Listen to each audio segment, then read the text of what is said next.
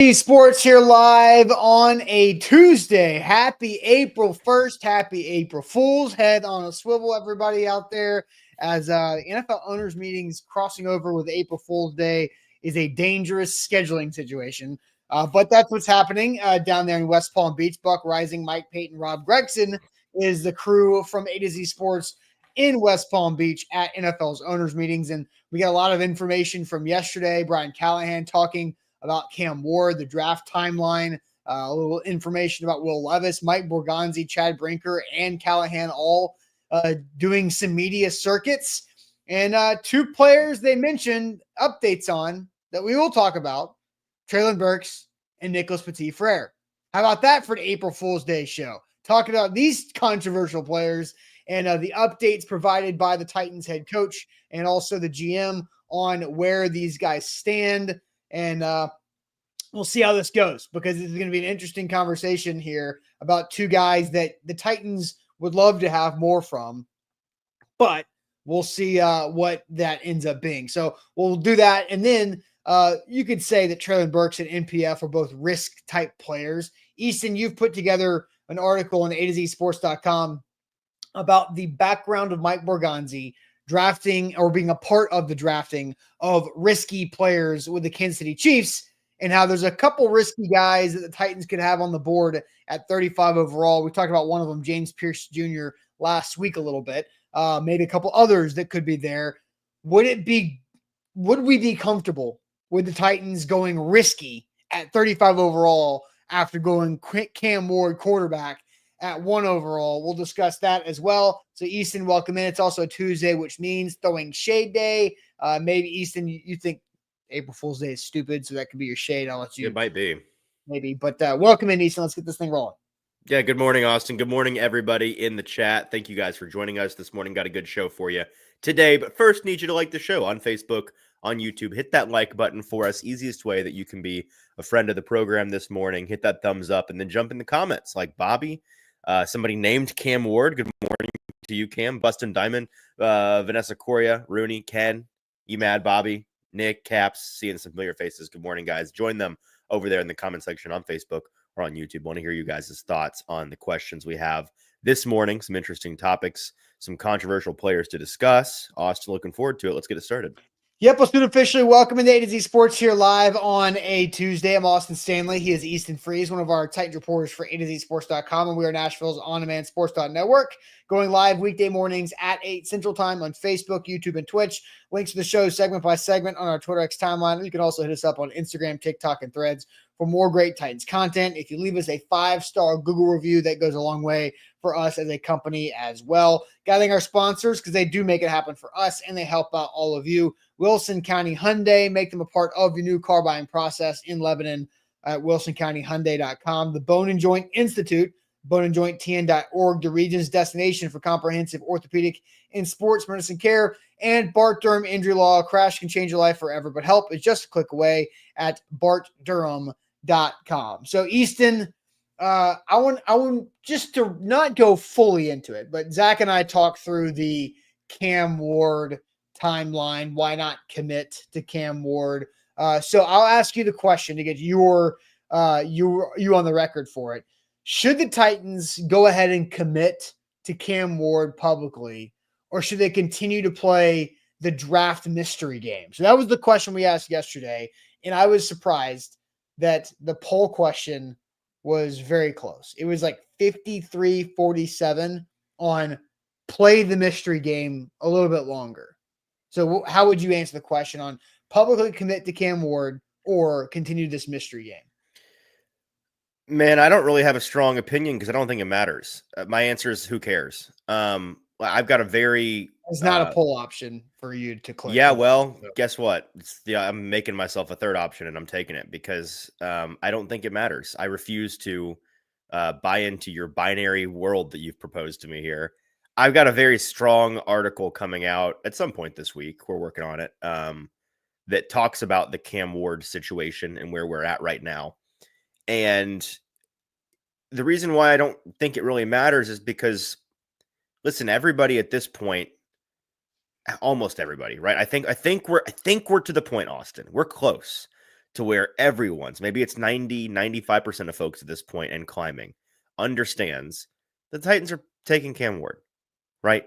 This is, I think everybody's opinion right now ranges from somewhere from the Titans are maybe taking Cam Ward to the Titans are definitely taking Cam Ward, right? Everybody's right in there somewhere. And it's maybe more like the Titans are probably taking Cam Ward and the Titans are definitely taking Cam Ward. So whether or not they spend the next month-ish between now and the draft playing coy, or giving Cam Ward the keys to the city, the week of the draft before they ever take him, I don't think it really has any bearing on anything because there's nothing any other team can do to stop them or alter their opinion. I mean, the only thing that they can do is offer a record-shattering deal that, no team has come close to offering. Hey, here's every pick we have for the next 4 years or whatever. But no team is going to do that. So if I had to pick one, yes, I would lean. Okay, wait. If I had to pick one, in this stupid question, I would say that they should continue to play coy for a couple weeks because it's what the NFL would want them to do. And there's no reason to piss off the NFL when it doesn't really matter either way to you whether or not you play coy. Okay, so you did answer the question because people in the chat were giving you a hard time. Like, hey, play the game. I answered the question. It's just not a good question. You just took the scenic route. It was a good question because it was so split. That's when it's a good question is when things are pretty 50-50 overall. Now there is some other news. Teddy Powell brings us up. Titans not going to Colorado Pro Day. That is just not the full fact. But the they are going actually. That's not true. Titans are going to Colorado's Pro Day, but as Easton and I told you last week that you should be waiting for at least one notable name to not be present at the Colorado Pro Day on April 4th.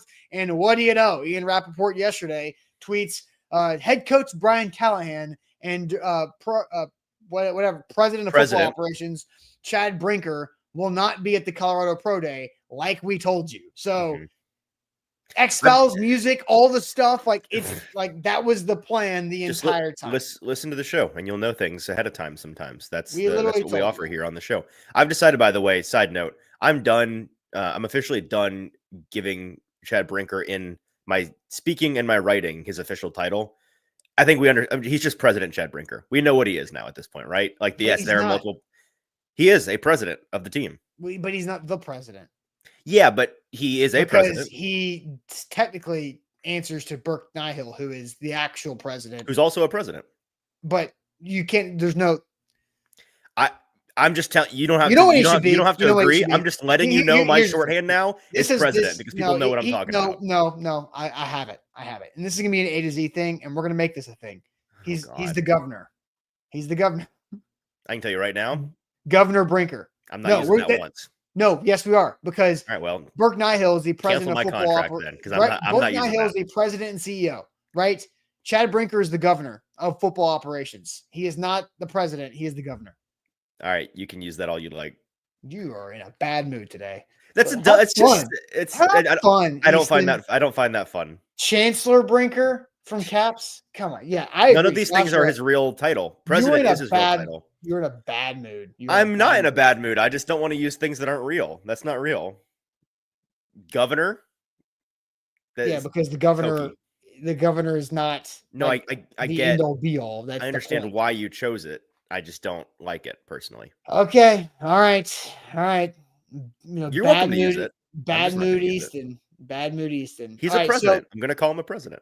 That's fine. So, here we are. Let's get into the actual conversation for today because Brian Callahan and Mike Borgonzi did update the status of Treylon Burks and Nicholas Petit-Frere. So let's first get the news of the Treylon Burks situation, who Burks is coming off a torn ACL that happened in practice. People forget that.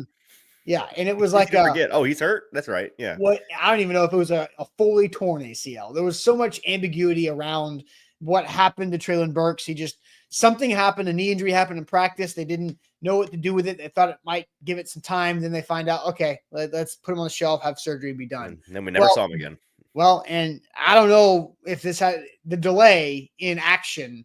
Did that affect the timeline of Treylon Burks? Because Brian Callahan said that he does not expect Treylon Burks to be available for the start of training camp. And so that is the end of July. So if you have the operation 3 weeks ahead of time. Does that give Treylon Burks a better chance to be ready for the start of training camp? Maybe, maybe not. But Treylon Burks is not going to be available or not expected to be ready to go for the start of training camp, but they do expect him to be available at the beginning of the season. Easton, you had like a thought bubble that popped into your head. So what are you thinking there?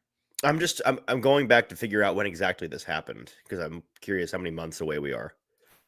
It happened, bless you. It happened mid-October. Mid-October? Yeah. Okay. Because the last game he played in was against the Colts, which was October 12th or Yep, 13th. you're right. You're right.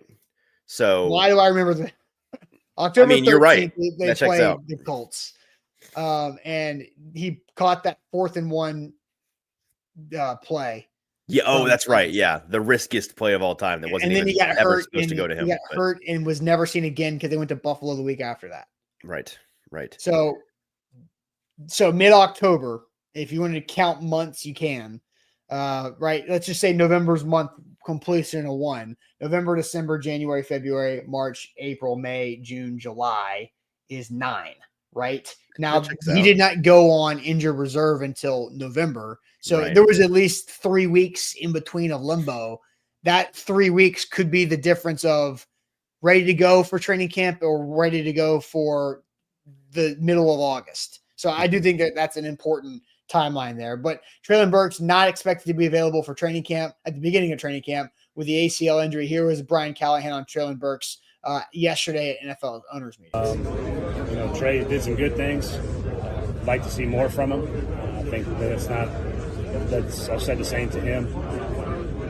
So we'll see where he gets back from the injury, how he feels and what he looks like, and he'll have opportunity just like everybody else. But again, it's a position right now that we need guys to step up at, the guys that are on the roster. Right. So that video reminded me of another shade that I have. I got a couple shades today.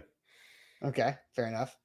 So I have shade on one particular person in the show here. So but okay, so there's Treylon Burks. There's the update on here. Mm-hmm. Here's the update from Paul Kaharski at paulkaharski.com on NPF.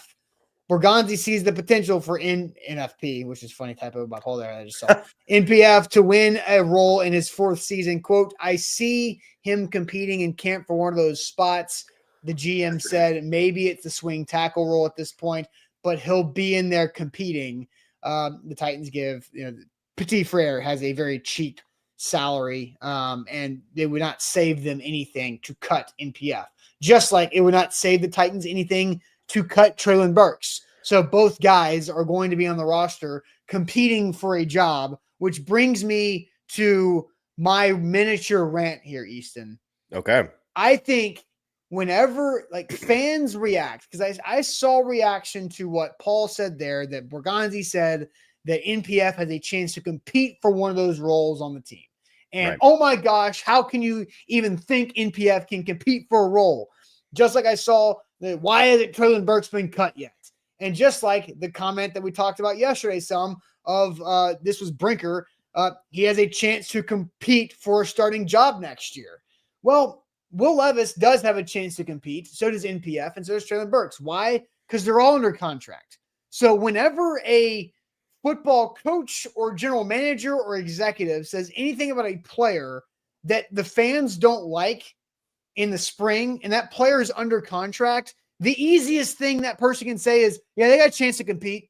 That is the biggest non-answer. It's lip service. It's filler words. It's an opportunity for them to answer a question without actually answering the question, because I think we all know Nicholas Petit-Frere should not be a starter for this team. Will Levis should not and will not be the starting quarterback for this team unless there's the act of God that blows up everybody's wedding reception plans that we have to sign contracts for. And also, Treylon Burks should not be wide receiver 2 or 3. Will he be on the team? Who knows? But the easiest thing they can say at this point that's a non-answer is, yeah, they have a chance to compete, because 90 guys are on the roster at this point going in before cutdown day, and all 90 guys, quote, have a chance to compete. So do not freak out over anybody saying that any player has, quote, a chance to compete, because that's the whole point. So that is the end of my miniature rant. I like it. It's also just philosophically sound. It's very basic, right? Every player that you have on your team should be competing because that's what football players do, is they compete with each other for playing time, with the opponent. What other things are there to do for players on your roster than to compete? Yes, of course they're competing. They're all competing. You think if there's a single guy on the 90 man or the 53 man that his mentality is not to try to be better than he was yesterday, try to be better than the player to his left in the locker room, be better than the player he is facing in camp or on the football field in September? Of course they're competing. So you're right. And it is one of those things where it's like, well, what else would you like him to say? Right? You're upset with this, but what's the alternative? Because like on the Levis thing, for example, what other things could he have possibly said? If we put on our PR training hats and we're talking to Brinkman, like they're going to ask you this question, let's brainstorm ways to answer it. Besides, we're going to let him compete to be on the roster. We like that he's on our team. Could they have said he sucks, we want to get rid of him? No, you can't say that. Obviously, we're actively trying to trade him. Well, if it's not true, you don't want to say it, and you also maybe don't want to do that from a tipping your hand point of view, or putting yourself in a position of weakness. Hey, the rest of the teams in the league can come take advantage of you for Will Levis because they know you're trying to get rid of him. So you kind of have to just say he's on the team. We're happy he's on the team. He's, you know what? We're going to let him compete. He sure is going to compete this summer because that's what our players do, is they compete. So yeah, it's a waste of time. It's a waste of time. So yeah, everybody has a chance to compete. That's the whole point of having 90 people on the roster, is to compete for one of the 53 spots. And right now, under contract are Will Levis, Treylon Burks, and Nicholas Petit-Frere. So there you go. Yeah, as Jamar says, the worst UDFA that they sign here in a couple weeks. And he's going to be a straight up bad player. Never in a million years going to make a career in football. This guy, whoever this person is, that guy's going to be competing. He's going to spend all OTAs in the spring, and then he's going to come to camp in August. He's going to compete his butt off. He sucks at football, but he's going to compete. That's true. All right, let's get to this question because it's a tough question. This is April Fool's, but we're not doing this because it's April Fool's. We're doing this because it's people. People care about these guys. People are curious about why Treylon Burks hasn't been cut and why NPF has a chance to compete. So let's ask this show right now: which of these players has a more valuable season for the Titans, Treylon Burks or NPF? Which of these players has a more valuable season for the Tennessee Titans? Is it Treylon Burks or is it Nicholas Petit-Frere? But first, Easton, please tell everybody about our great sponsors, that is the Bart Durham Injury Law. I would love to tell folks about Bart Durham Injury Law. Our friends over there at Bart Durham Injury Law believe that you deserve to be paid, and a crash can change your life forever. But help is only a click away at bartdurham.com. Your big truck wreck is their fight for justice. So check them out 24/7. You can reach them any time of day at 615-242-9000. Their attorneys are available to meet with you whenever and wherever is most convenient, including virtually over the phone. So visit the website, bartdurham.com, not just to chat, but for the current news and blogs they have up there. A lot of great content, a lot of great resources over there for you to learn more about your situation. They've been in business since 1975, so they got 50 years of experience dealing with all kinds of wrecks, led by Blair Durham, great Tennessean, great former Marine veteran, doing things the right way at bartdurham.com, located locally here in Capital View, Nashville, but they can fight for anyone that's been in any kind of car accident in Kentucky or in Tennessee. So check them out if you have an automobile accident of any kind, bartdurham.com. All right, I will let Easton get to the poll question here in a second, and in the chat for you guys, make sure you hit that like button, like the show here on this Tuesday morning. The question we just asked, it's a toughie, but the Titans will probably need production from one of these two at least. But which of these players has a more valuable 2025 season for the Titans? Is it Treylon Burks or Nicholas Petit-Frere? Again, the updates is that Treylon Burks not expected to be healthy for the beginning of training camp after his ACL injury from the middle of last season in practice. And then Nicholas Petit-Frere, quote, has a chance to compete for one of those roles, one of those spots, according to Chad Brinker, which is one of the swing tackle spots. So, Easton, what are you seeing here from the chat on, is it Burks or is it NPF? Better chance to have a valuable season for the Titans. We got an NPF from the Zedro, Steven, Joshua. We've got Burks from Kinslow and Ethan, JR, Eric, Teddy, Rashid, Apollo. Major Keys says NPF. Raz, Biggie, and Kendall say Burks. So does Darius. NM Titan says neither. He refuses to buy into the binary question, which I can at least understand on this one. Top tier says Burks. Richie says NPF. D-Good says at least MPF could provide some depth.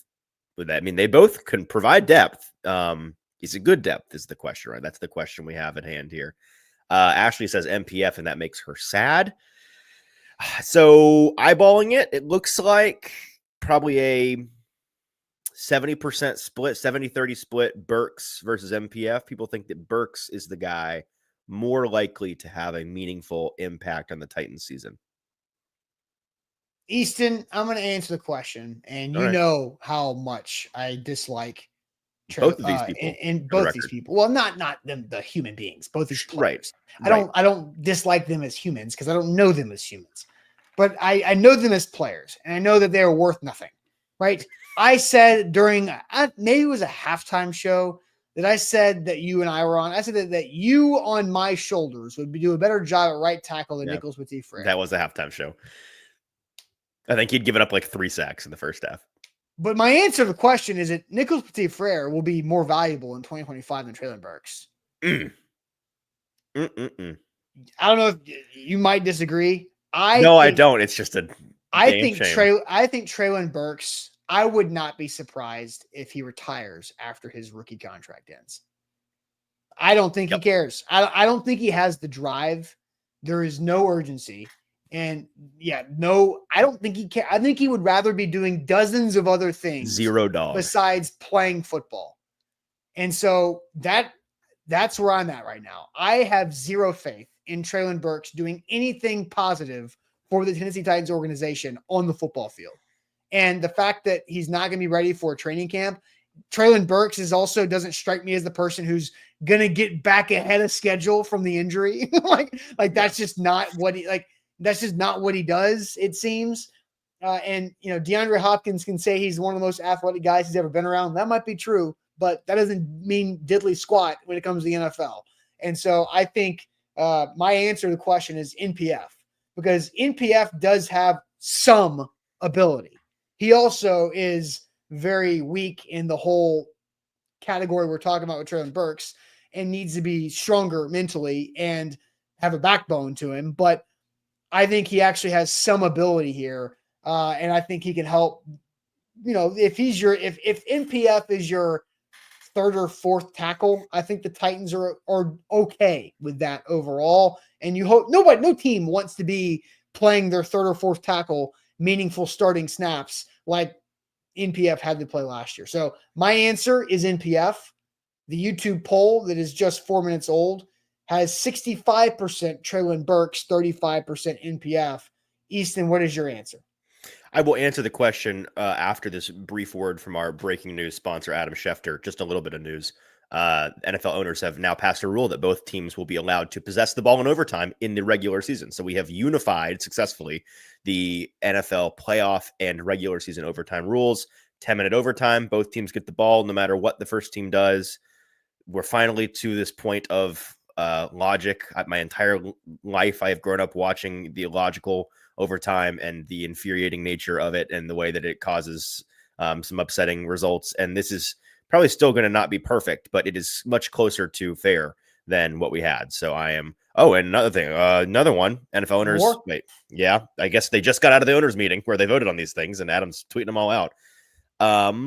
They have approved proposals to expand the league's replay assist system, which is also good. So more VAR, if you're a soccer fan, more eye in the sky refereeing to correct the things that all of us at home are sitting watching on the replay and saying, no, that's not right.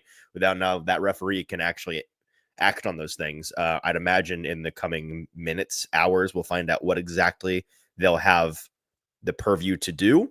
But any additional purview is good. So those are two very good things. I'm glad we passed those things. Hopefully we'll get more news later today that the tush push ban proposal fell flat on its face and we can quit talking about it. But some good stuff coming out of the owners' meetings. Okay, now back to the question at hand. I'm going to start with a side note. Just by the way, on the Treylon Burks, what we've heard out of the owners' meetings about I want him to compete. Callahan's my guy. People know that I like Callahan. We have a good relationship. Brian, I don't believe you. I don't believe you. I think you're full of it on this one. I don't think you want him to compete. I don't think you mean what you say on this on Treylon Burks. Yeah, I don't think you mean what you say on this, and I understand why you're saying it. I totally understand why you're saying it. But I don't buy it. I mean, is it easy to buy? Let's play the clip again of Brian Callahan, so we know exactly what Easton is absolutely not buying from the this clip. I'm not buying any of this right here. Trey did some good things. I'd like to see more from him. I think I've said the same to him. So we'll see where he gets back from the injury, how he feels, and what he looks like, and he'll have opportunity just like everybody else. But again, it's a position right now that we need guys to step up at, the guys that are on the roster. Right. So he said did some good things. Okay, technically true, but you don't believe that in your heart. Want to see more from him. Sure, we would all like to see some more because you've seen nothing. So right, it's a little late for that, right? A little late for that. And then he'll have an opportunity like everybody else on the roster. Right along the lines of guys are going to compete, right? Technically true. He's going to have opportunity like everybody else on the roster to compete as long as he's around. And that might not be for long. And again, in your heart, Brian, I know you don't believe that. You don't believe that. And so he's, again, I don't begrudge what he's saying at all. He's the head coach. He has to say these things. But I just want to put it out there that I don't buy this at all because I know Brian's not dumb. And I know Brian understands what the deal is here. And I know Brian, based on our interview that he and I did earlier in the offseason, talking about the NWI Treylon Burks timeline last year and how long they took to kind of make that switch and how the injury was really the impetus for it in the first place, how he kind of regrets that and wishes that they had done that differently. And how he talked about, they came into last year, there was the draft pedigree, physical ability element of a new player to them, this new to the coaching staff, right? Hey, it's Treylon Burks guy, former first round pick. Remember scouting this guy, know that like DeAndre Hopkins has said, crazy athletic. Let's see what we can do with him. Maybe we can fix him. That's how all coaches feel, right? Oh, I can fix him. And they tried and they failed. And so I don't think he's going to go back to that well. And I know that there's no real trade value for Burks. No, but he's hurt. He's not healthy. Right. But I just draft pedigree is a thing. And when you're a former first round pick, it follows you. And it has led many more times than I can count to guys who shouldn't be worth what they were traded for, being traded for something that they weren't worth. And I mean, who was it last year that the Cowboys traded for from the Panthers? Which receiver? I'm blanking on his name. Ended up being a total. He's on the Cowboys now. Chat, help me out here. Total nobody for the Panthers. Former second round pick, I think. Still on his rookie contract. Yeah, Jonathan Mingo. Jonathan Mingo. Yeah. And I think that was a fourth round pick. So, and Mingo is I think at this point, I think it's fair to say Mingo is a more promising player than Burks is. They're both low bars. And if Mingo can get a fourth, once you get Treylon Burks healthy, could you get a seventh for him? Could you get a sixth for him? Former first round pick. Teams get enamored with that, and coaching staffs think that they can fix guys. And Treylon Burks is very athletic and very physically capable. So if I was the Titans, I'd be trying to do anything to get rid of him and just move on. But so I don't buy any of it. That's just my 2 cents. I don't think they can get rid of him. Look, here's what I'll say about Burks. It was the right decision by the Titans to not cut him. I think if Treylon Burks was healthy coming out of this season, I think he was more likely to be cut. But because he is not healthy, they're doing right as people by keeping him on the contract so he can at least rehab with a system and facility and all that stuff, and not have to pay out of pocket for that, right? So I think there's no point to cut him at all because he's injured and you're going to put him on PUP at the beginning of camp anyway. It doesn't matter. He's not going to count on one of your 90 roster spots anyway. So I just don't think there's a way you can trade him. Like, I think he's going to get cut at the end of training camp or stay on PUP for life. And honestly, that's right. You put him on PUP at the end of camp. You get, again, if the timeline stays accurate that this guy's going to be physically capable of playing around the regular season. You get him in there, you run a couple plays, you literally get the ball in his hand 3 times, and then by the deadline, you ship him off for a 7th round pick 2 years from now, and you just be done with it. You're just done because they're done. They've got to be done. They're done. Yeah. Real quick, Chris Frazier says, Austin, you told me Burks was better than AJ. No, I did not. I remember you saying that. Yeah. Okay. Come on. That was a big. You also, I have to address something because there is this guy in the chat named Adam, and he is saying best friend some wild stuff. Well, I don't know how you do. Are you not weird? Are you not weirded out by another man calling you Dada? Oh, I missed that part. He's calling you Dada, and so I don't know if you want to be friends with this guy, but he is somebody who is clearly anti me and Zach. That's the part that makes me like all these things. He's about just our railing company. Zach right now for no reason. But he's calling you Dada, which is weird as hell. And so I think it's a term of endearment. I think it's a term of respect. Okay. Far better treatment than you're getting from Adam right now.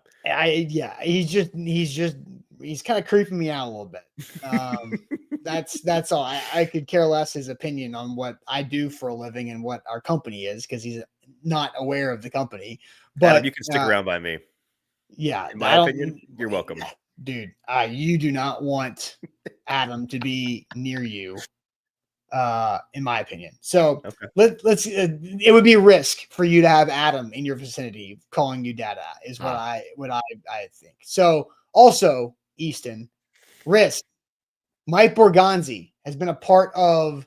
I didn't answer the question, by the way. MPF. MPF's going to have a more impactful. He'll actually probably be a swing tackle. All right, now we can move on. Okay, there you go. So risks. Mike Borgonzi has been a part of the Chiefs organization who has drafted risky players. So if you could set the table for this conversation about risky players in the draft, particularly when it's talking about the 35th pick overall, and then we'll get into where we feel as far as how comfortable we could be with the Titans going risk with 35 overall. So kind of set the table for us on what Borgonzi has been a part of over the last 13 years in Kansas City. Yeah, so I wrote this article yesterday, which I highly recommend you go read. The key to the Titans' second-round pick might be GM Mike Borgonzi's one big similarity to his old team, the Kansas City Chiefs, and it's exploring just how risk-tolerant this new Titans regime is. The 35th pick is obviously top of the second round. It is right in that sweet spot of it's a really exciting time in the draft because once you get the first round out of the way, the 20-ish hours between the end of round 1 and the beginning of round 2 is exciting because you have the definitive list of guys that fell out of the first round, right? All of the the dozen or so fringe first rounders that you thought might could go in the first round that didn't have fallen out, and there's usually 2 or 3 guys that everybody thought like at least one or two, maybe 3 guys. Everyone was like, "Wow, I'm really surprised they didn't go in the first round. Like I did not expect them to be available at the top of day 2." And then oftentimes there's this mad dash to like, is somebody going to trade up because this guy's a first rounder? You can get him at 33, at 34, at 35. Like who's going to come and get him? And you have 20 hours for teams to hop on the horn and talk about trades and all these things, and we get to speculate on it, and it's a good time. So usually when those guys that we thought were going to go in the first round don't, it has some combination of a couple of things. Sometimes it is just due to, the players in the 20s and the early 30s at the back of the first round, situationally, they didn't need this position.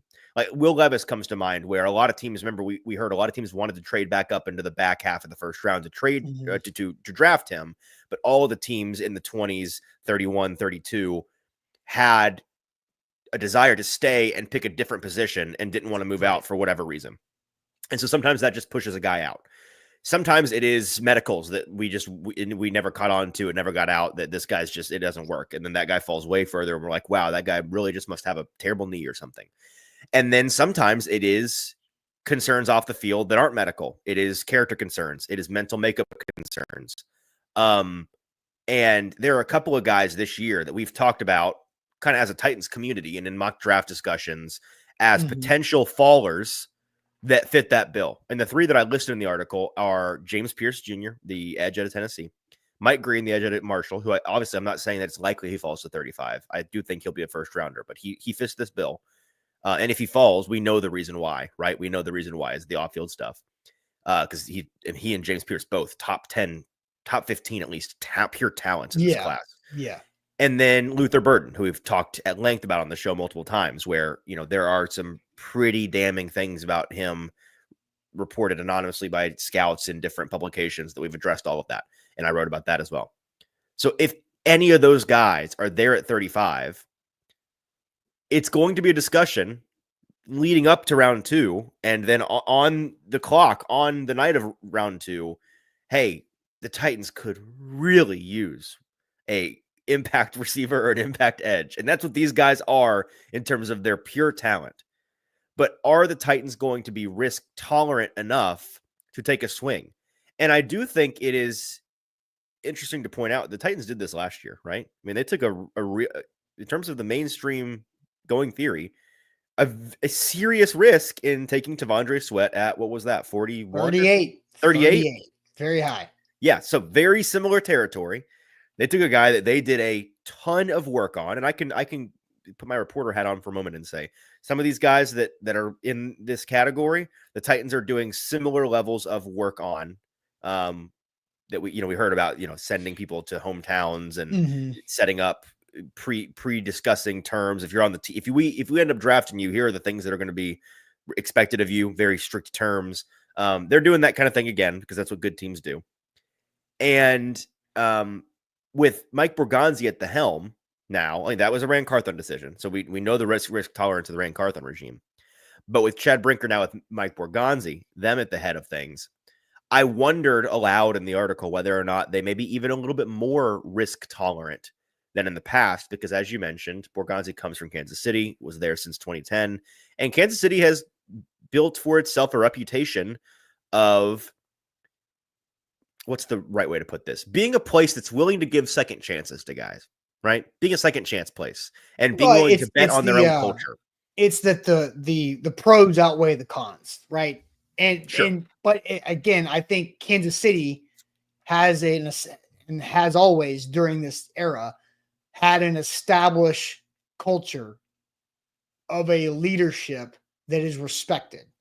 And this is pre-Mahomes, right? Because Tyreek Hill was drafted pre-Mahomes. And Tyreek Hill was probably the first of the of these type of moves that really like. Yeah. Want me to list them off real quick? Yeah. I with our Chiefs writer and editor at A to Z, Charles Goldman, yeah. him and I put together a list of guys that we could think of that kind of fit this bill. And what we came up with in terms of drafts, Tyreek Hill, this guy's name I've never known how to say, Ukeme Eligwe, had a big concern coming out. Kareem Hunt, Clyde Edwards-Helaire, Willie Gay Jr., Rasheed Rice, BJ Thompson, and then in terms of trades, you can throw in Frank Clark had big concerns, and Kadarius Toney obviously had big concerns, and the Chiefs traded for them and played them in significant roles, and they both have storied playoff Super Bowl histories as Kansas City Chiefs. And Kareem Hunt has been brought back multiple times. Right, exactly.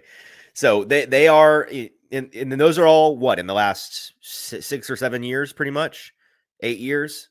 So it is in the recent past when the Chiefs have said, we're willing to bet on talent in our culture to maybe get some of these guys in line and get the best out of them, even if there are concerns. And when I look at guys like Burden and Green and Pierce, they, to me, are squarely in that camp of type of player. Crazy talent. I'm concerned about what they're going to be like Monday through Saturday. But the Chiefs have done this, and because Andy Reid is talked about as being one of the greatest people in the league, as far as like what he is as a man and a leader and the respect that he gets. And they, Mike Tomlin has been able to, like, Mike Tomlin kept Antonio Brown off everybody's radar for a really, really long time until he could no longer do it. Yep. And then Antonio Brown has become whatever you want to describe him as. Tomlin's done it with a couple of players, actually. Tomlin's very good at it. For sure. And George Pickens is there too. So like Mike Tomlin has been able to do things like Andy Reid. Do the Titans have that? Like, does Brian Callahan and his group have the ability to do that? I think that's what we're talking about. So I want to ask this question. Le'Veon Bell. I'm sorry. I just keep listing Steelers that Tomlin has somehow yeah. hidden from us. Le'Veon Bell, Deontay Johnson, Ben Roethlisberger turned out to be a little bit more of a problem than folks realized. Yeah. So let's go here. What is your comfort level with potentially drafting one of these risky players like the Chiefs did? What is your comfort level on a 1 through 10 scale of Mike Borgonzi drafting one of these riskier type players like he did and like he was a part of with the Kansas City Chiefs? We'll get to your comfort levels 1 through 10 here in a second. But the Bone and Joint Institute, comfort level, I didn't even mean to do this, but people ask you, hey, what's your pain scale 1 through 10? Look at you. Well, how about this? The Bone and Joint Institute can lower that pain scale with whatever the injury may be by helping you out, get the recovery, get the whatever you need for that injury. They've got you there at the Bone and Joint Institute on the intersection of I-65 and Highway 96 in Franklin, right next to Williamson Medical Center. They have all the experts there, the doctors, the support staff, the physical therapy trainers, and the physical therapy equipment is state-of-the-art as well. And it's super easy. They run a very well-oiled machine there at the Bone and Joint Institute because a lot of people hate going to the doctor for many reasons. One of those being like the waiting room time. But the Bone and Joint Institute limits that. I have been there a couple times over the last few years with some nagging injuries for appointments. And I think every time I brought my computer, I was like, I'm going to get some work done while I wait. And I get the computer out and then have to put the computer right back up because I'm going back to see the doctor. It's that quick, in and out in 35, 40 minutes. That's been my experience. And that has nothing to do with Bone and Joint being a partner of ours. They do fantastic work. So check them out when you need them online, boneandjointtn.org. Folks, we need you to leave a 5-star Google review. The Lou Man 5-star special. Please go to Google, search A to Z Sports, leave a 5-star review. Say whatever you'd like. Feedback is a gift. We'll take whatever you want to put text-wise in that box, but make sure it's a 5-star review. It's the easiest way that you can help not just the show, but our site and our success as a company. So leave a 5-star review for us this morning. All right, Austin. Regardless of what Adam thinks, because we got Lou Man giving us a 1-star because spreading lies, and the Google said it was a all. Now Adam in the chat calling they ruin lives is also saying how bad of a company A to Z is, which makes no sense at all. So all right, so Easton, I'll let you go to the chat 1 through 10. What is your comfort level with Mike Borgonzi potentially drafting risky players like the Chiefs did throughout his time on a 1 through 10 scale? What are you seeing from the chat so far? Corey says a 6. He's slightly comfortable. Eric Castillo says a 10. David Brown adds to the Steelers players. Chase Claypool, also a good name. Darius Horton, slightly more comfortable than not. Nick Ewing, slightly less comfortable than not. Slightly uncomfortable than not. The Zedro, a 10. NM Titan says if he brings high-end talent to the team, I'm at a 10. Lou Chesney, 9.89, very specific. Nero, 9.7. And the Fed is a hardline culture locker room guy, 0.0. Do not want troublemakers on my team. Ryan also does not want troublemakers on his team. Neither does Bustin Diamond.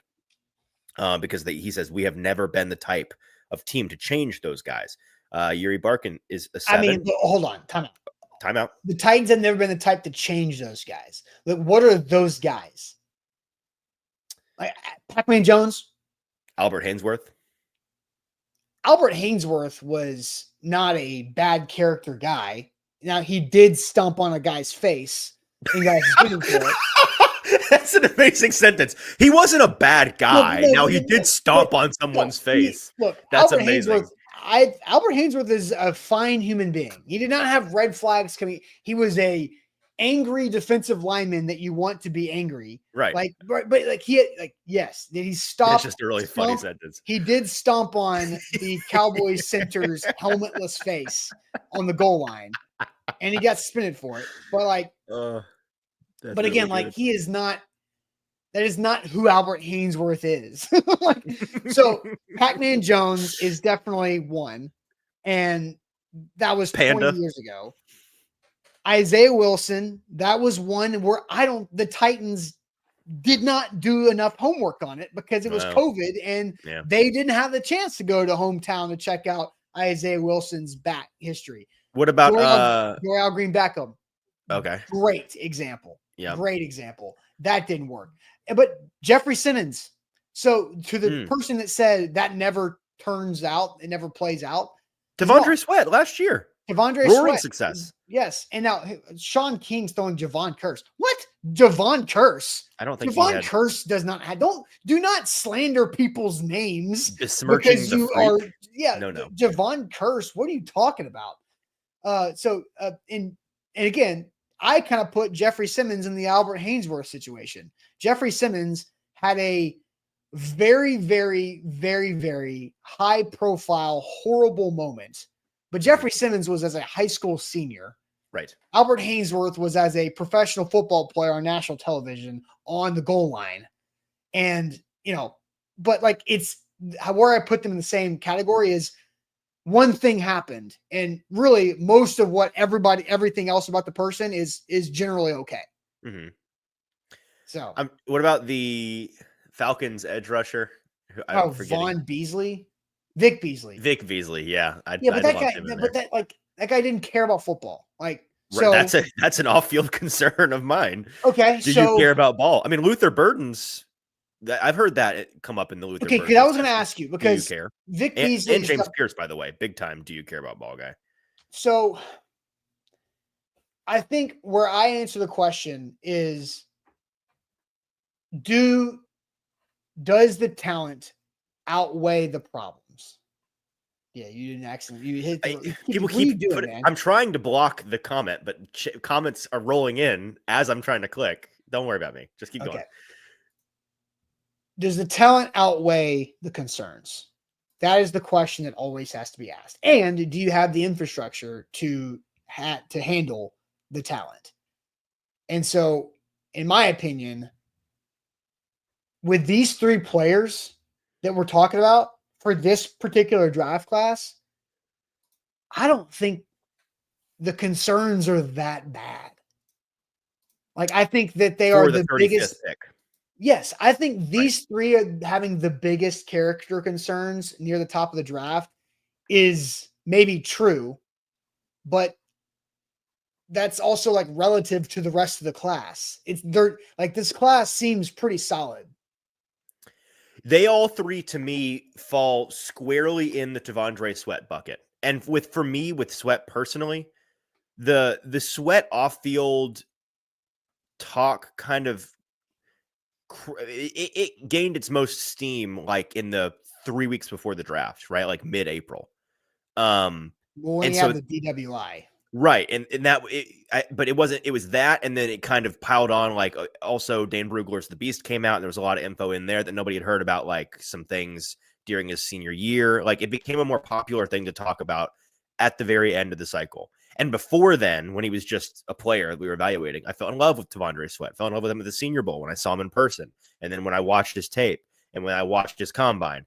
So it was one of those things where I already thought this guy rocks. I would take this guy in the first round. And then I heard all those things and it was like, okay, well, I'm going to have to lean on the team and their investigative staff to figure that out and make a decision because I can't possibly know, right? With these players, it was more simultaneous. You heard this was all part of the package from the get-go with these guys, and for the most part. And so to me, Sweat was 38. One of these guys could be 35. I think that is right in the sweet spot of if you as a team have done the full Devondre Sweat package. I mean, like package, right now, yeah, it needs to be a thesis paper, right? It needs to be an in-depth study. This needs to not be a take-home quiz. This needs to be a deep examination of the person and the player. And so right this moment, if the Titans are seriously thinking, one, hey, one of these guys, based on our intel, might actually be there for us. And two, hey, based on our evaluation, if they are there for us, we'd really like to take them. They need to, and I think that they are, if this is the case, doing the whole Devondre Sweat, hey, let's go to your hometown. Let's talk to everybody that's ever known you. Let's talk to every coach that's ever coached you. Let's find your high school coach, your middle school coach. Let's talk to your best friend. Let's get an FBI background check on you. Like, let's do everything in our power.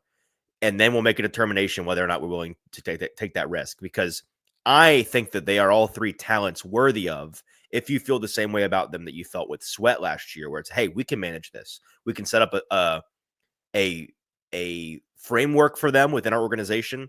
We can bring in some players around them that maybe they're familiar with or that we think are uniquely talented mentors and accountability buddies to put on either side of them in the locker room physically, the way that we did with T'Vondre Sweat. Like, we're going to set this guy up for success here, and we think we can do it. Then you do it with all three of these players. And again, I don't think all three of them will be there. I think there's a chance none of the three of them will be there. But if any of them are there, I've gotten to the point where if the background homework is good, take the swing, because they are immense talents the Titans could use dearly. Yeah. So these three players that we've listed about this class that could drop because of some non-football reasons are Mike Green, edge rusher out of Marshall, Luther Burden, wide receiver, Missouri, and James Pierce Jr., edge rusher, Tennessee. Yep. Now, we've talked about James Pierce Jr.'s, that it's kind of a vague, not really sure, but maybe not mature, doesn't have his stuff together, time management, life skills, organized. Is he passionate enough to do this for a career? All those are valid concerns and valid questions. Now, I'm not, until you and I talked a couple of days ago, Luther Burden is what? Kind of lay out there for Luther Burden, because there's more like published evidence on Mike Green that I'll get to in a second. But Luther Burden, what's kind of the book that's being written on Luther Burden's off-field issues? Yeah, give me 1 moment. I'm going to find the actual thing instead of. Okay, that's fair. Because I said last week that I'm down to draft James Pierce Jr. if I'm the Titans at 35 overall if he falls there. Now I don't have concerns. I watched the guy at Tennessee the last couple of years as a $1 million a year NIL player go out there and do his job and make an impact. Right. Here is what Bob McGinn wrote, reliable source on anonymous scouting opinions. Yeah. This is a brief version of the long thing that he wrote, which you can go and find all of. Bob McGinn, if you want to, but just search Bob McGinn, Luther Burden. But he said, quote, again, this is a anonymous scouts quote. He's a 5-star. They kiss his ass for 3 years just to keep him there at Missouri. The girlfriend is his manager. His mom's a problem. He's a good player, but he's a good player on Saturdays, but he's very ordinary Monday through Friday. There's a lot of areas he's really going to have to improve. So Missouri had to kiss his ass to keep him there. Right. The book is that he's kind of your prototypical NIL kid in it for the money, more focused on the money maybe than the. And in a program like Missouri, right, is easily poached when they have a player who is elite on the field. Anybody can go outbid Missouri for Luther Burden if Missouri is not willing to keep that guy. But Missouri has to keep that guy. They can't lose that guy. Now, to be clear, this is just one scout anonymous opinion. I'm not saying I buy this at all. I'm just saying this is kind of the book and the reason why there are some general concerns. There's like extracurricular stuff just kind of happening. That is a nuisance. I find it funny that the girlfriend's a problem, the mom's a problem. Well, the girlfriend's the manager is a weird line. And who knows, right? This is one scout's comment, and throwing that out there about a relationship is always weird. Throwing the guy's mom under the bus is kind of crazy. Well, like you remember Eli Apple, that was something too. When Eli Apple came out of Ohio State, it was, does Eli Apple know how to do anything? Because his mom has done everything for him so far. Can he manage himself by himself wherever he gets drafted? Like that. Right. Like, can he do his laundry and not just be late for everything, because that's how he was never pushed off the edge to go do it and figure it out himself. Now, to be fair to Luther, and again, the reason why we're talking about maybe they should still draft him anyways is that, like, again, take the T'Vondre Sweat example. You could have, in fact, there were paragraphs upon paragraphs this time last year that you could have, and people did write about T'Vondre Sweat that were more damning than what I just read to you, right? About how the guy's fat. He's the only player I've ever seen gain weight throughout the year. He finished the year damn near 400 pounds. He's got party problems. He's got drinking problems. He's got the DWI. Like, you can create a worst case lens for a guy like that And it's just not the reality of who they are as a person. I mean, like, I think for everybody, like if I knew enough about you, I could probably put together a bio of you that sounds pretty bad, right? Because we all are imperfect human beings. And so it is enough to put a sticky note on the guy, I think, when you hear this kind of thing about Burden. But to me, it's not disqualifying. To me, it's okay. Well, the team really needs to do some big time homework to get to the bottom of it. What's real? What's not? So James Pierce Jr. and Luther Burden are like life stuff. And then Green. Then Mike Green. And I'm reading this headline. This is a headline from NFL.com. You can Google this one. This one's like legal problems. February 26, 2025. NFL draft prospect Mike Green denies sexual assault allegations, addresses departure from Virginia. I'm reading from Dan Parr, again, NFL.com. Marshall edge rusher Mike Green addressed the circumstances around his 2022 departure from Virginia football on Wednesday at the Combine, telling reporters he's been accused of sexual assault twice, allegation he denies and has quote, done nothing wrong. Green said he was suspended from Virginia before transferring to Marshall ahead of the 23 season, led football at the FBS with 17 sacks last year, rated as Daniel Jeremiah's 17th best player. The reasons from his exit from Virginia murky until he took questions from the media press conference at the Combine. He says Cavaliers head coach Tony Elliott said in 22 that Green was, quote, no longer active with the team. Here's Mike Green. There's accusations out there. I've never been questioned. I've never been asked. You know what I'm saying? Like, nobody ever asked me a question about what happened before I departed Virginia. It was just accusations that caused me to leave from there. So there was an anonymous report that came out that he accused of sexual assault twice, once in high school and once at Virginia. So that is also a murky situation, and more than James Pierce Jr. forgetting his Combine shirt and having to run in a hoodie and still running 4.4, whatever. Right. Or Luther Burden having some not bought all in during the practice. Yeah. He's not a good practice player. Like Mike Green's like, that's different, right? That is serious, and still, again, accusations. That's all they are. No charges, no arrests, no nothing, but accusations are what they are. But that's why I wanted to read that from NFL.com. So that is, you have to do all of your due diligence on that because the Titans do not want to deal with that. But Mike Borgonzi and the Chiefs have drafted that type of player many times throughout their Chiefs tenure. Mm-hmm. So, Easton, what's your comfort level with the Titans drafting? I think it's different. Drafting Luther Burden or James Pierce Jr. or drafting Mike Green. I think there's a different level to these things because.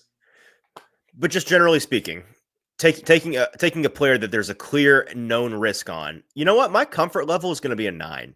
And the reason why is because going back to what I believe about this group and their process, we know all about how they are process oriented to a fault, right? They are patient. They are meticulous.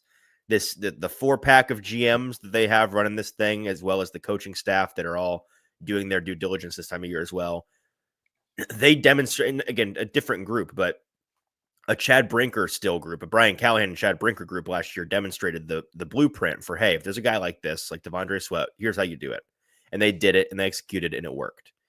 You're not going to hit it 100% on these guys. But the reason why I'm comfortable with them doing it, if they do it, is because I have a baseline level of belief in this group to have done it the right way and come to a defendable decision based on the evidence, right? And sometimes the evidence doesn't mean squat and you get into the NFL and things happen and just it doesn't work.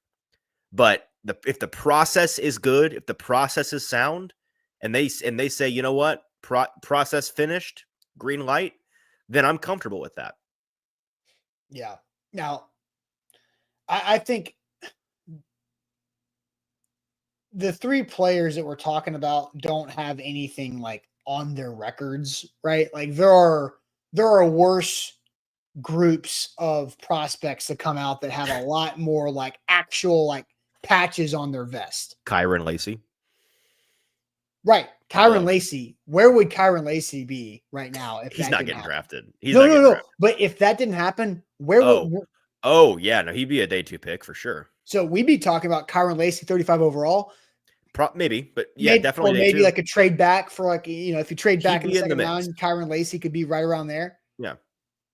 So, but now he's off the board. Like Another guy who I learned a lot about yesterday, which none of it was good, just kind of put this on folks' radar, Isaiah Bond out of Texas. He's going to drop like a stone in the draft, and there's some good reasons why. Interesting. Again, much more real than some of these guys we're talking about. So I think like with Mike Green, I think Mike Green will probably be the first of these 3 drafted that we're talking about. Mike Green yeah, I bet on drafted that. before Burden and Pierce. I would bet on that. Yep. Green's the one of these 3. Green's the one that I would be truly shocked if he's there at 35.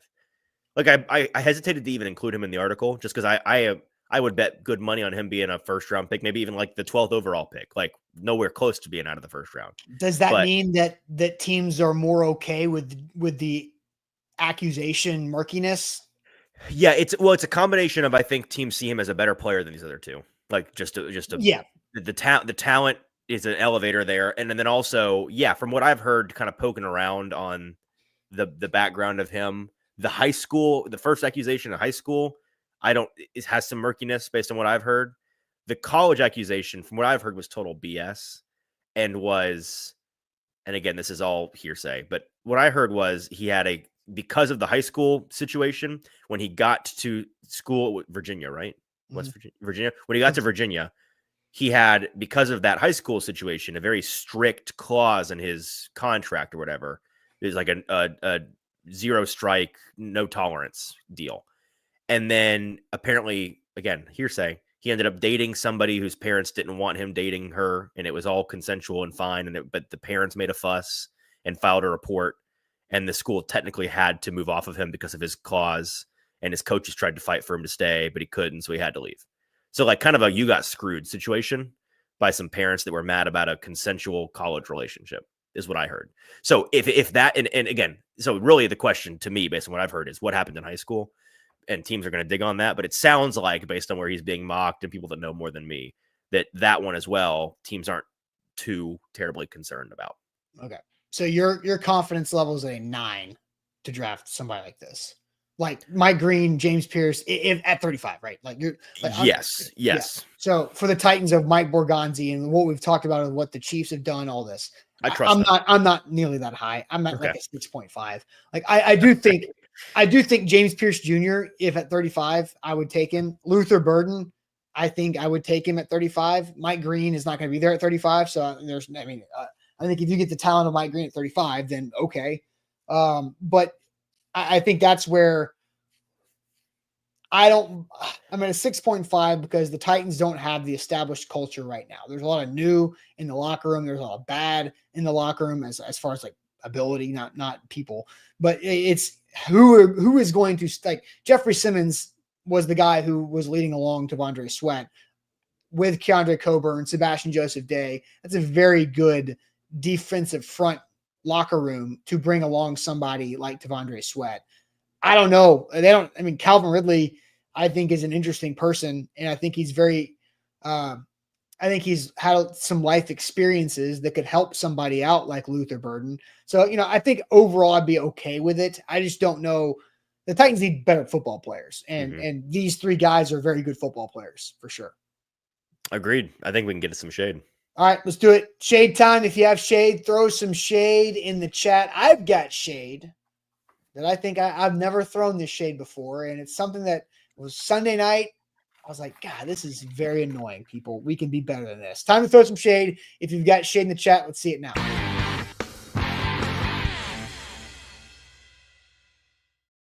Shout out Wilson County Hyundai, wilsoncountyhyundai.com. That's where you should turn for all of your new car needs. They will help you save money on that ride online. wilsoncountyhyundai.com in Lebanon, right there. Shade time.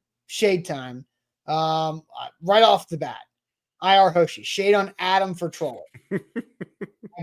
Weird behavior. And I don't think I've ever seen this Adam guy before. Me neither. I think, Adam, if you're still around, tell me if I'm right. I think this Adam guy showed up and did something similar to this on my old show about a year ago during draft season.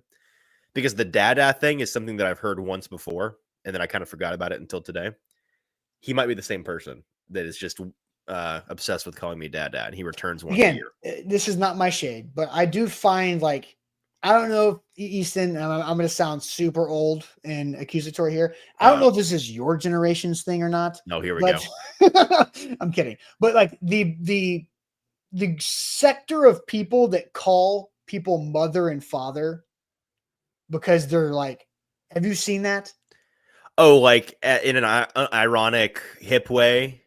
Yeah, it's like, she's still mother. Yeah, that weird. Don't do that. Like, you know what? That's very Survivor coded. It is, and that's where I first saw it. I was like, "What are they talking about?" Take that up with old Sammy Boy. That's his neck of the woods. It is strange. It's like stan culture. Yeah, it's I'm out on it. It probably. I mean, in fairness, it is my generation, which I don't identify with on most things. And that would be one of them. So yeah, shade on which that. I feel like Adam calling you dada is the same thing, which is just odd. But it's funny, so I'm okay with that one. Okay, well, we've got some shades here in the chat. Do you want to keep letting them pour in here while we give our shades? Do you have some shade? Yeah. So first shade, just off the top, April Fools. It's a foolish holiday. Like I like pranks. I'm a fan of pranks in general. Same. Kind of defeats the point when you have a whole day that's designed for the pranks and everybody knows that they're going to be the pranks. And then the first thing you hear during that day, and then the only thing you hear all day long is, hey, careful what you believe today. I've already gotten a text from somebody today. I got an email from Zach. The whole company got an email as a news company. Because hey, be Twitter, careful. Yeah. No, I know. And we, a company-wide meeting yesterday, some editors brought it up. It's like, there's more emphasis on believe nothing today than there is on actual creativity with the pranks. And so none of the pranks work anymore. Like we've jumped the shark on April Fool's Day. We're so attuned to it being a day of pranks that even things that aren't pranks, everybody's like, oh, prank. So dumb holiday. The other shade that I came up with in the middle of the show, and I want to go back and pull up, where's the video that we have of the Callahan talking about Levis? Is it this one? Guys have been pretty consistent. Oh, not that one. No, that was it. We're closer, I think. You just click on. Hey, hang on. Hang on. Working it the way you guys are. None of those are the ones I'm looking for. What do you? All right. What? Oh, here it is. This one. Trey did some good things. Like to see more from him. I don't know who took that video, but they got the Mexico filter on their phone.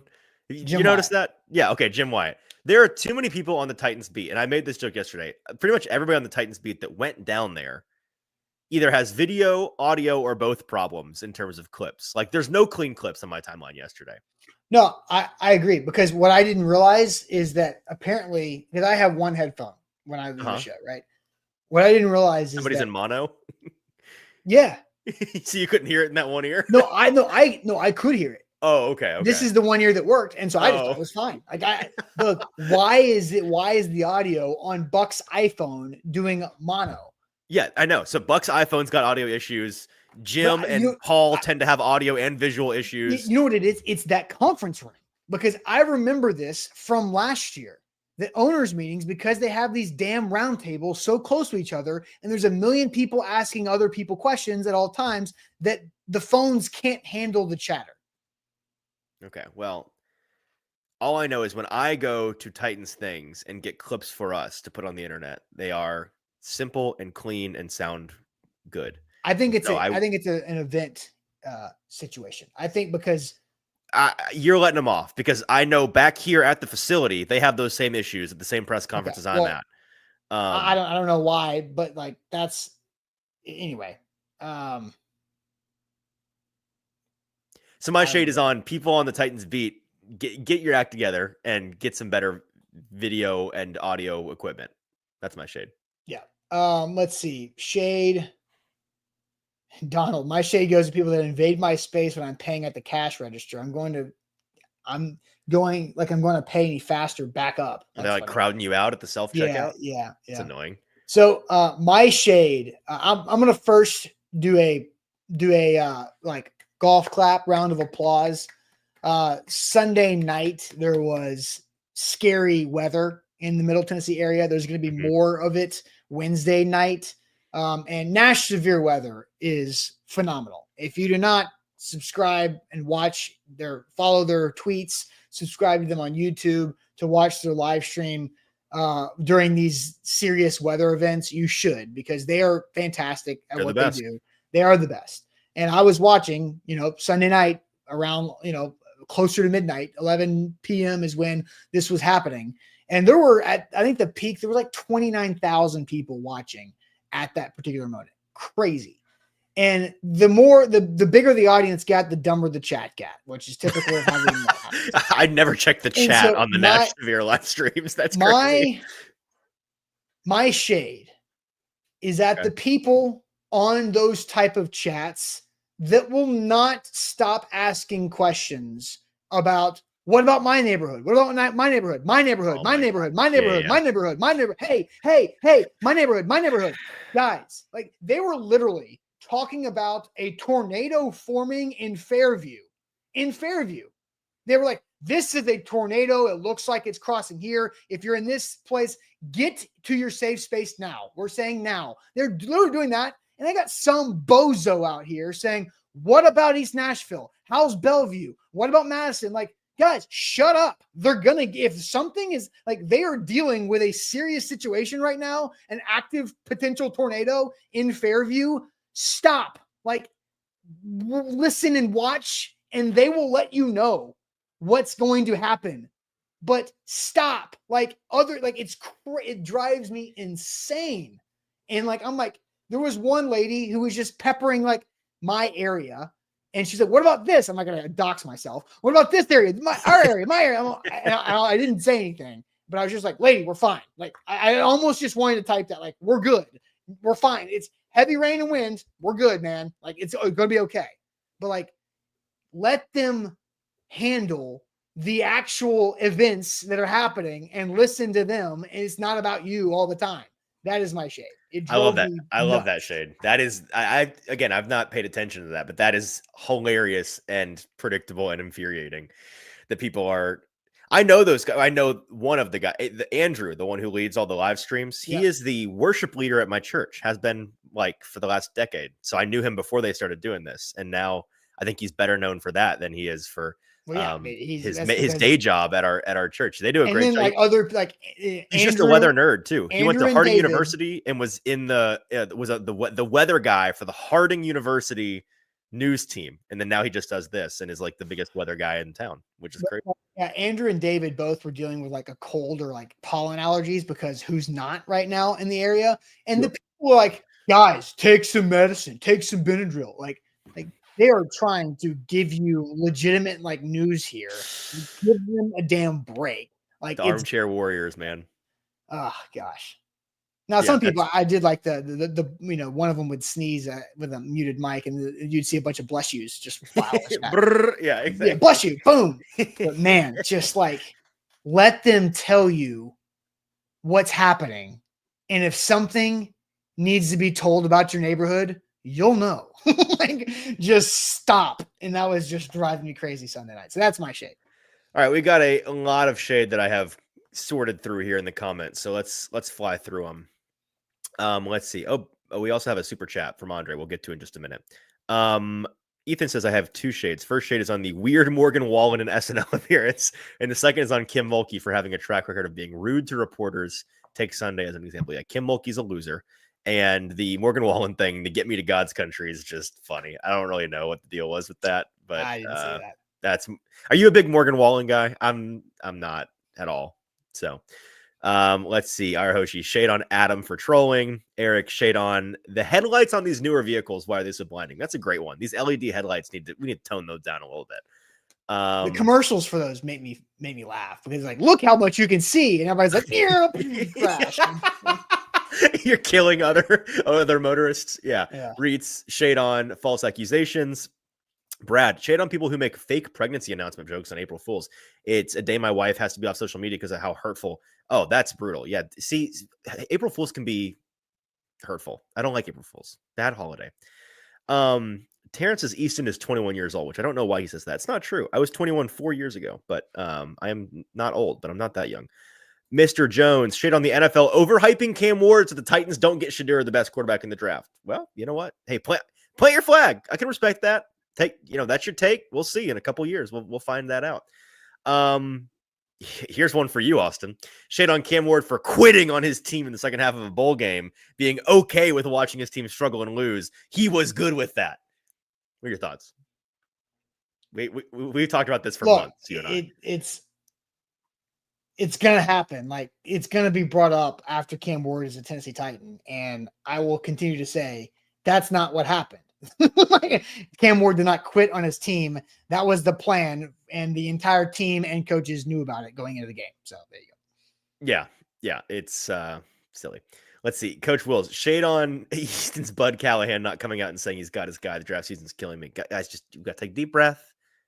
They're going to draft Cam Ward. Just go about your day knowing they're going to draft Cam Ward. Shay says shade on people that walk, run, or ride bikes on the road when there is a paved walking path parallel to the road 10 feet away. Do not bike on the walkway. No. You bike on the road. That's the rule. Well, some bike lanes on the. You do not bike on a sidewalk. That is for pedestrians. You bike on the road. But there are some like side roads that are designed for bikes, right? Potentially, but most sidewalks are not for bikes. I'm thinking about like the bike lanes put on the side of the road. People just wide in the middle of the road anyways. Yeah. Well, I get what you're saying. Although she's saying people that even walk and run on the road, which I've never seen that. Folks that are running on the road, that seems illegal. Well, I mean, it depends on the road. Like, you can run on roads?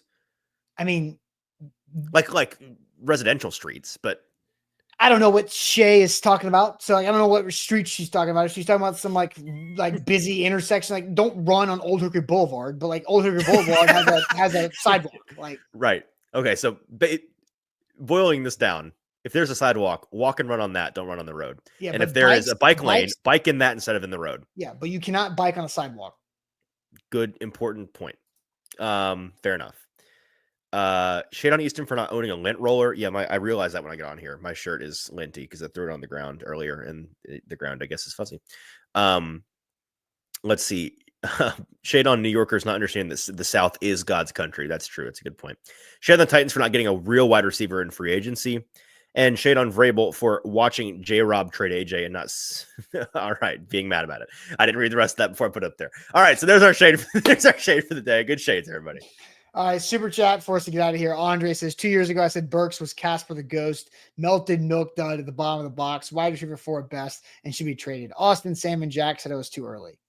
Well, you were too early. You were too early. 2 years ago, that was his rookie year, wasn't it? No, I was going into second year. Yeah, going into second year. That was too early. I've never heard that diss. Melted milk dud at the bottom of the box. Yeah. That's crazy. All of those are accurate. Like, they are an accurate comment from Andre. But yeah, it was too early. We'll end the show with one last bit of news. The NFL has voted to table the tush push ban. So not as good as shooting it down, but they're not going to talk about it for now. So we can quit talking about it. That's good. Fair enough. We'll just talk about it later. Yeah, we'll get to it later down the road. Great. There you go. That's it for us. Shout out to everybody who has liked the show. If you haven't done that, please like the show for us. That goes a long way on Facebook and on YouTube.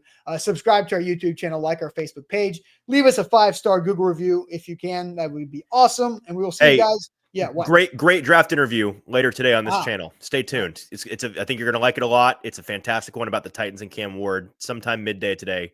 Stay tuned. Hit that notification bell so you don't miss it. All right. We'll see you guys tomorrow, Wednesday. Appreciate it as always.